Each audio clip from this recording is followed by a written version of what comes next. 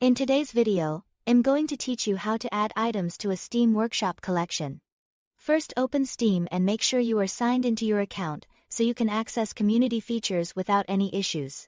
Once Steam is open, look toward the top area of the app and go to the Community menu. From there, select Workshop. This is where Steam hosts user-created content for supported games, including mods, maps, assets and other downloadable items. After you are in the Workshop section, the next step is to choose the specific game you want to work with.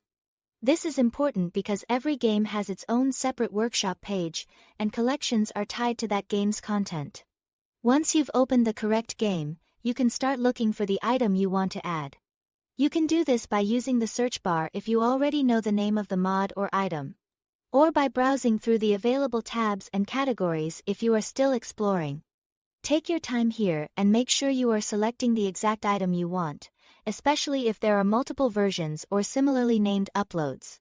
When you find the item, click on it to open its main page. This page will show you more details, such as screenshots, descriptions, file information, and sometimes user comments.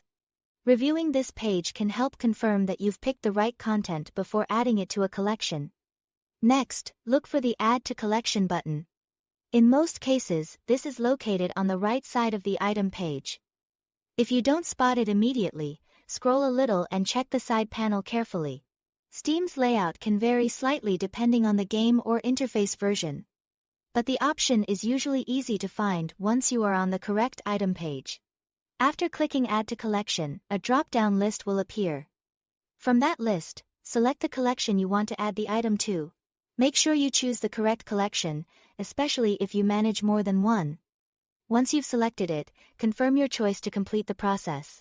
Steam should then update the collection to include that item.